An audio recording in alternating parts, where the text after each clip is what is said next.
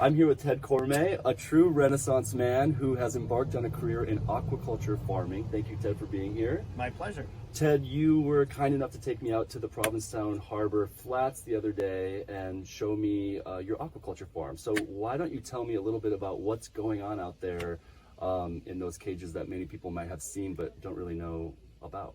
You probably noticed the black cages out behind the Red Inn. And those are grants, and there are several of them, acre grants for aquaculture. Well, it was so cool to see how they're basically grown. These Yes. shellfish, so these delicious oysters that we love aren't really raised, even though they're animals. They're basically grown. So can you tell me about the process? So far, we have elected to buy 2 millimeter sized seed from the nursery.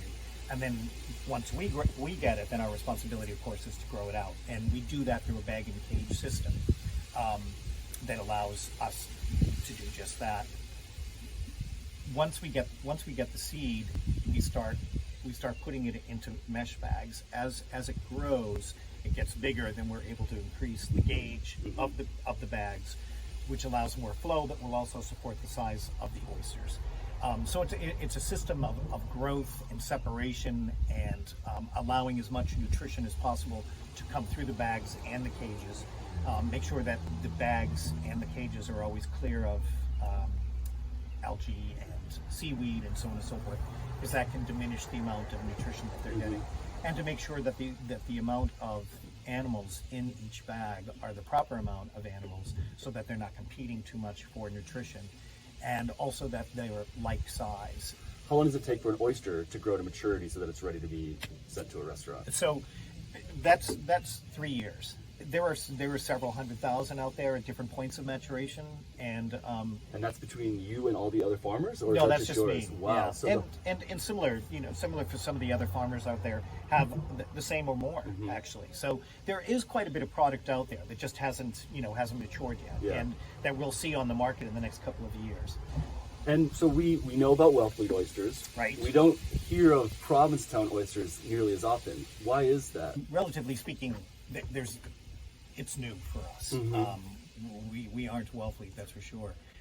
But we're wannabes. Yeah. And so we're working towards that. The actual animal is the same animal as they're growing in Wellfleet, or anywhere on the East Coast. It's called Virginicus. So it's the same animal. The thing that influences flavor is salinity of the water and minerals in the water and so on and so forth. So it's basically a location thing. We grow completely clear water in Provincetown out in the harbor. It's like you can see right to the bottom. That is not necessarily true, and better or worse than any other places that they've grown, including Wellfleet.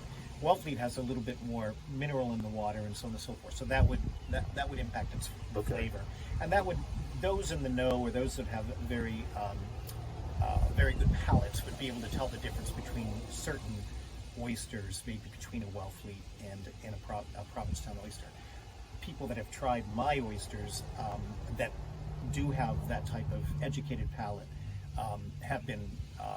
do say that there is a difference, and fortunately they like mine better. Well, I have tried your oysters. I may not have an educated palate, but I can say they were delicious. I like it.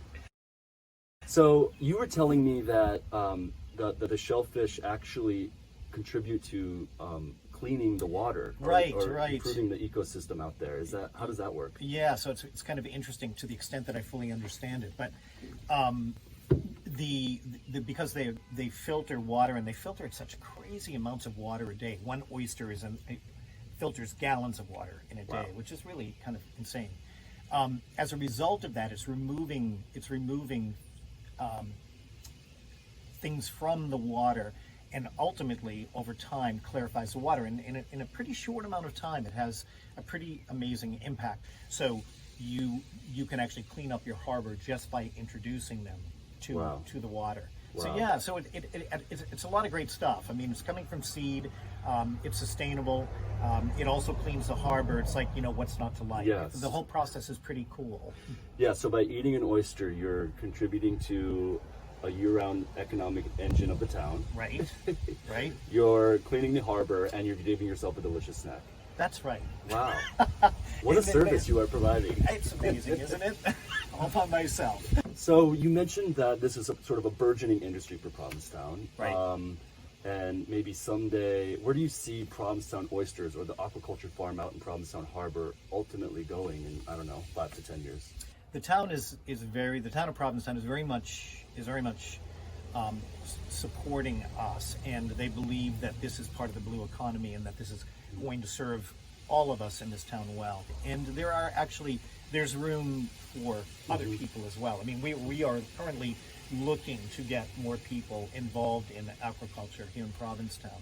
There are grants available and so on and so forth. And there are a lot of people in the industry like myself that are really willing to help those that are interested to actually coach them through the process.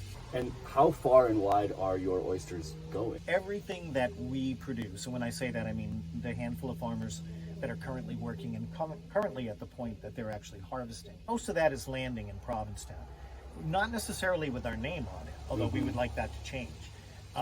They'll say local, but they're not identifying it necessarily as Provincetown Oysters, because logistically that's a little difficult for the wholesaler to do. But everyone that gets the Provincetown Oysters, whether it's from my farm or the other farms that are out there, are very happy with the product. So we're hoping as we move down the road that product will actually end up being identified as a Provincetown oyster, and we'll have enough supply to make it worthwhile for them to actually take the time to identify it that way.